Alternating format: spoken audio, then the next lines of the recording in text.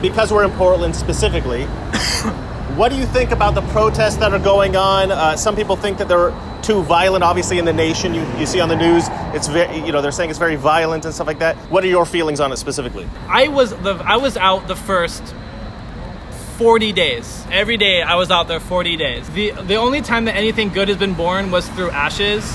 And unfortunately, that's the truth, because that's just how humans are. We're not peaceful animals. We're very violent. Portland, Oregon is actually an awesome city. Mr. Reagan. So we've just seen Kenosha, Wisconsin destroyed by Black Lives Matter. We've seen Minneapolis destroyed. We've seen parts of Seattle destroyed. We've seen parts of Los Angeles destroyed, New York, Baltimore, and many other cities. And of course, we've seen parts of Portland destroyed. In fact, probably the worst thing in all the riots that I've seen, a man, Aaron J. Danielson, was gunned down in cold blood on the streets of Portland because of the Black Lives Matter protests with the Antifa thugs. I mean, I don't even know how to classify it because you got two groups. They're all degenerates. Let's just call them Democrats, right? Democrat protests, Joe Biden supporters. And here's the thing about all these places. You probably don't live there. You probably have never seen the violence in real life. You probably don't have to drive by this or walk by boarded up buildings every day, but I do. And I recently visited Portland and I saw the damage that had been done there. But here's the thing. I lived in Portland. I know that city. It's a beautiful city. I've traveled all over the country. And I can say this without question, Portland is one of the most beautiful cities in America. But here's the thing. We're all sitting back and watching these cities get absolutely destroyed. And we don't really care that much because we think, well, they're Democrat-run cities. They don't matter. They're just doing it to themselves. If they come down my street, we'll have a problem. But until then, keep destroying your own neighborhoods. But that's the wrong way to think, because in Portland and many other cities, there are a lot of good people too. And these people moved into these cities because of the beauty and because there are some other good people who live there. The other day, a Donald Trump caravan of over 600 cars drove through Portland in defiance of the terrorist scum who have taken up residence there. We're here today to support our president, President Trump. We just want another 4 years of him doing great things for America. Other peaceful people that want to make a statement about the direction our nation should go. These honorable Oregonians are taking a stand. They want to take Portland back from the violent mobs. So, sure, you can say that these people are suffering under the rule of the leftist mayors and governors that they voted for. But not everybody in those places voted that way. And even for many who did vote that way, they didn't expect these politicians to just abandon them. And I hope that Oregonians have woken up to the insanity of the left and they will vote their criminally negligent political leaders out of office in the next elections. Because if they don't, we risk losing an absolute gem. And the same goes for all the cities Antifa and Black Lives Matter are terrorizing. Look, I don't expect many people to watch this video, but I did want to make it because I wanted everyone to see that Portland is an absolutely gorgeous city, and it's part of America that is worth saving. All right, so every time you see Portland on the news, on television, it's always being burned down, right? There's some kind of destruction going on. They're attacking police officers. They're vandalizing a statue of an elk. They're trying to destroy a building, something like that. But in reality, Portland is a beautiful city. It's an amazing city. And I thought I'd take you on a short tour of the Portland I knew, I grew up with, and the place that I lived for many years of my life. And I love this city. I want to show you what we are losing when we just give the city up to vandals and rioters, to domestic terrorist organizations like Antifa and Black Lives Matter. If we give this city up to them, we're giving up all of this beauty in this wonderful city. And it's very sad. I don't want to see this city destroyed. And I don't think we should allow leftist mayors and leftist governors to permit the destruction of any city in America. We need to protect this beautiful country of ours, and this is why. So this is, of course, the Portland Rose Garden. It's obviously very beautiful. We came on the perfect time of year. But this is the amphitheater looking above Portland, Oregon. There used to be actually a really good view of the city here, but it's all overgrown with trees and stuff like that. But the amphitheater is kind of cool. They put plays on here sometimes during the summer. I've actually never seen one, but I presume they actually do happen. But this is kind of a cool thing. I'm gonna walk right up here to the tennis courts, and they're public tennis courts. I used to play up at these public tennis courts just about every day when I used to live here in Portland. Not your typical tennis court location, but if you peer through this hole in the vegetation, you see one of them here. The only issue I had with these courts, some days you'd come early in the morning to get a court, and they'd all be full, and you have to wait an hour. Very frustrating, very popular tennis courts because they have this beautiful view of the city, or at least they used to before it got kind of overgrown. But then across from the tennis courts here, you have a fantastic Japanese garden. And we're not gonna go see that today, but fantastic Japanese garden. If you're in Portland, I highly recommend it. All right, now we are at the Oregon Zoo. Let's go check out some animals. All right, we got our first exciting animals of the day, the black bears that are all sleeping. Valeria's trying to climb over the fence there to be with them.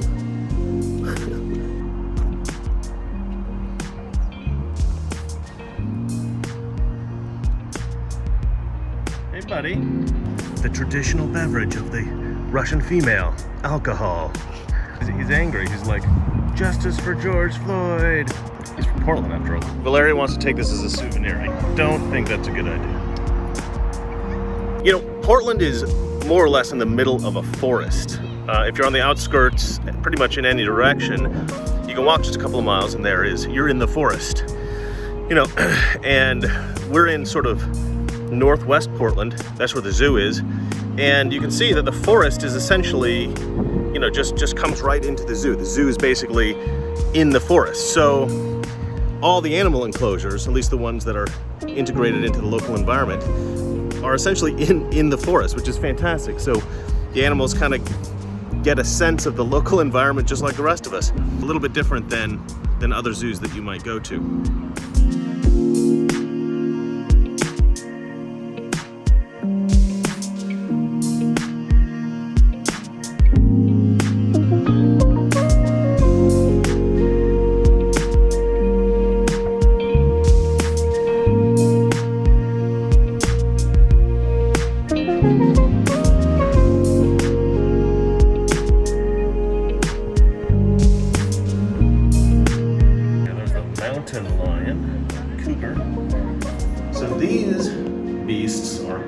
Condors, and to give them a realistic experience, this is what they feed them. Oh yeah, that's crazy.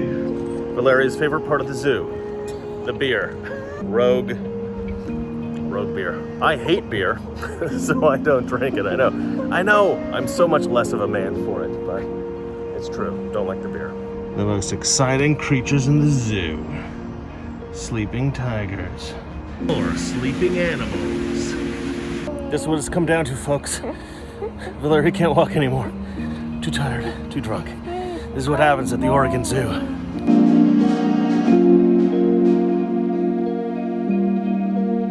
So this is Washington Park. This is a park I used to go to all the time when I lived here. This is a statue of Sacagawea. I was just thinking, I wonder when Antifa's gonna pull that down. I'm sure there's a reason. I think she married a white guy. This is a monument to George Washington. Very nice. I'm sure it'll be knocked down at some point by Antifa.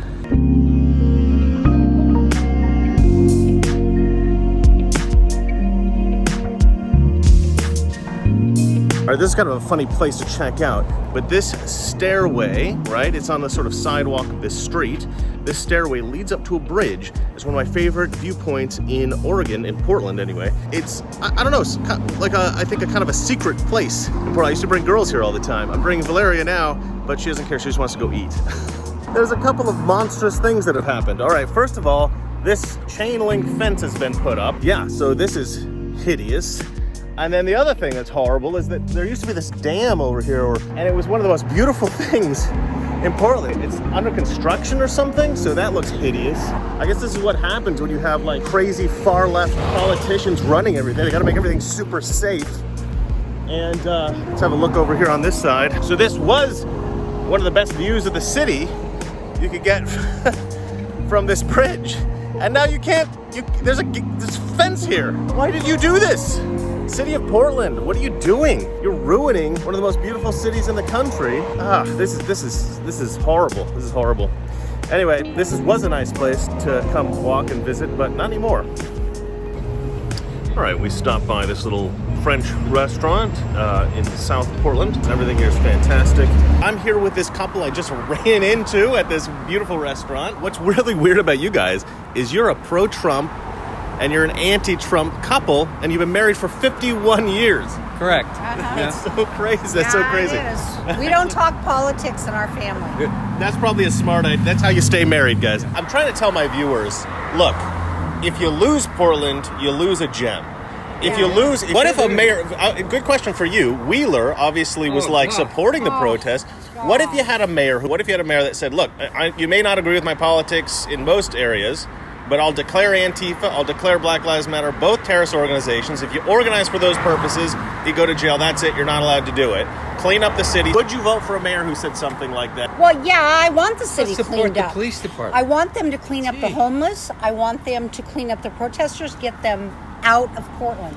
It makes us we used to love to go down Portland. Portland is one of the most beautiful cities. It's a beautiful city, but right is. now it's horrible. That's why we moved from Montana here and stayed. Everybody is embarrassed. To be, we say no, we don't live in Portland. We live in West Lynn. Can I shake your hand? Yeah, sure. It was absolutely nice to meet you. Yeah, it was absolutely lovely to meet you. Bye. All right, so this is downtown. As you can see, the Beaver Store OSU is boarded up. We got this store, whatever that is, boarded up. So this is the damage that obviously still exists here in Portland because of Antifa and the Black Lives Matter activists. This store is boarded up and it's got murals, peace signs, peace. That's ironic, isn't it? And let's see, brown pride, black love.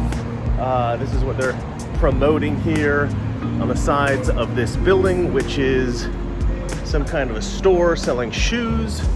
And they've got images up here of George Floyd because he was such a civil rights hero.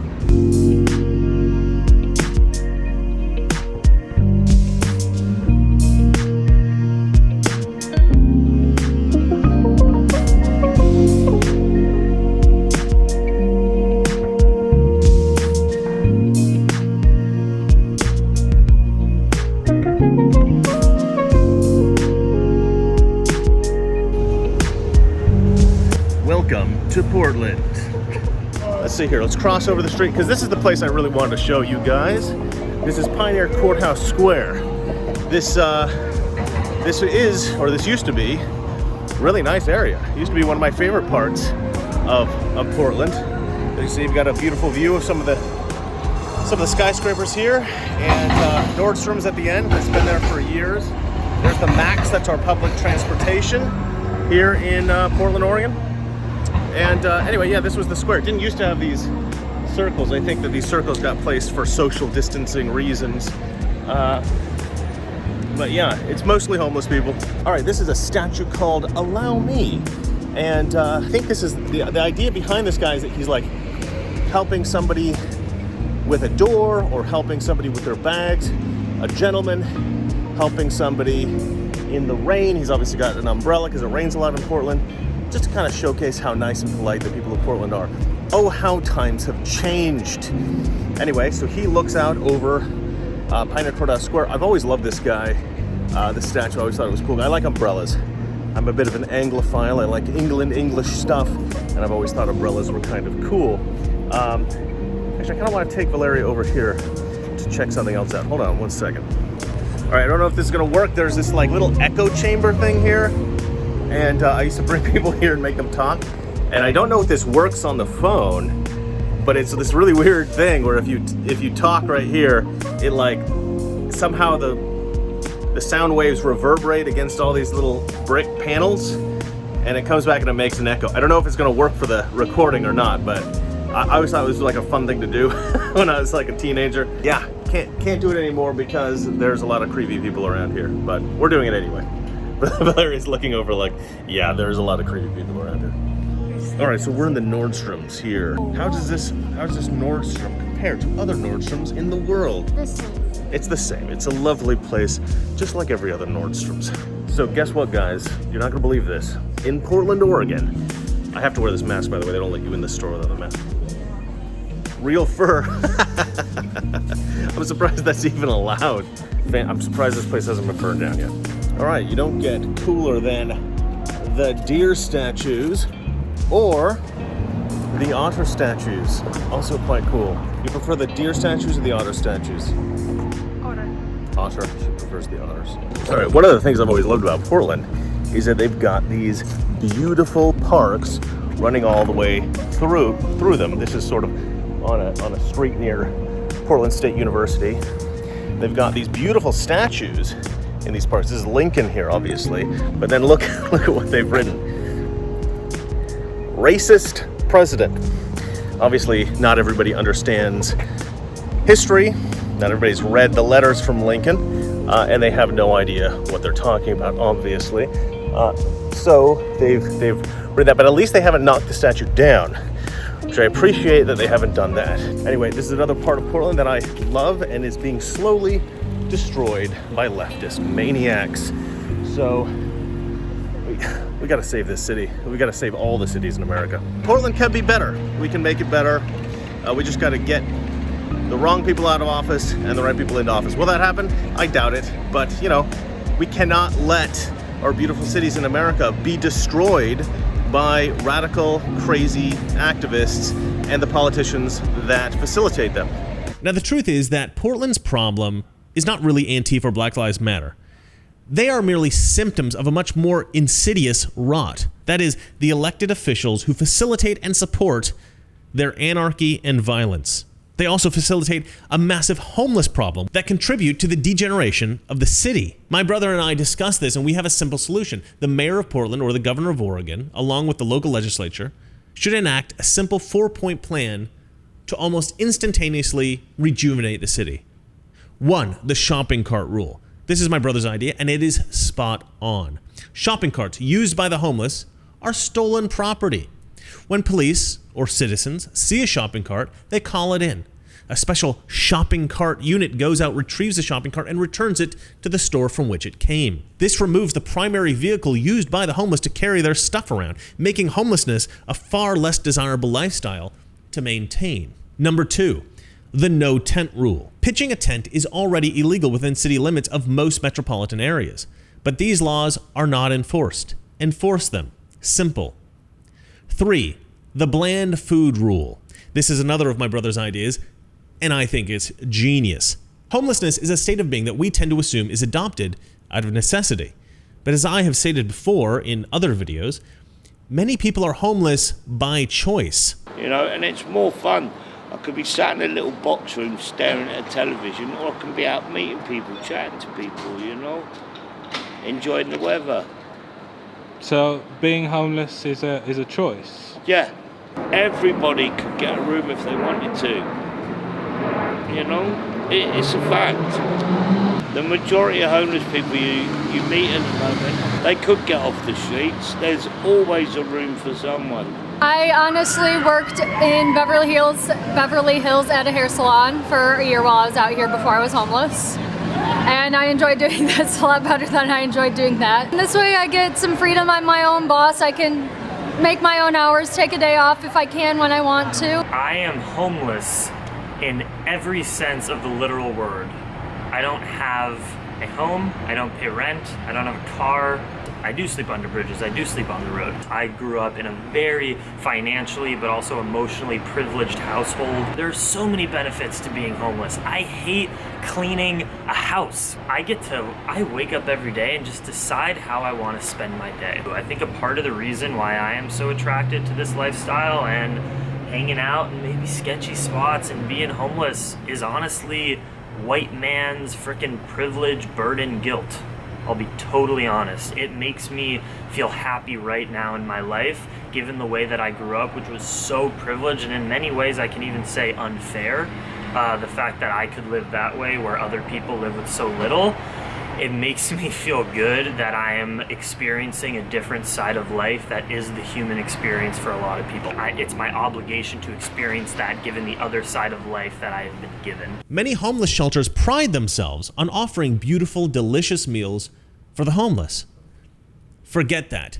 Any shelter or organization that feeds the homeless, subsidized by the government, should not season the food that they provide. It should be sustenance only. Beans, rice, no salt, no pepper, no sugar, no seasonings. Bland. Sustenance only. This will discourage anyone who wants to live off food from a homeless shelter from doing so, unless they absolutely have to. Number 4, designate Black Lives Matter and Antifa domestic terrorist organizations. If you break any law while participating in a Black Lives Matter or Antifa demonstration, you will face massive fines. This is something that Trump initiated with federal statues. $10,000 for vandalizing a statue. I say $10,000 for any act of vandalism or for breaking a window.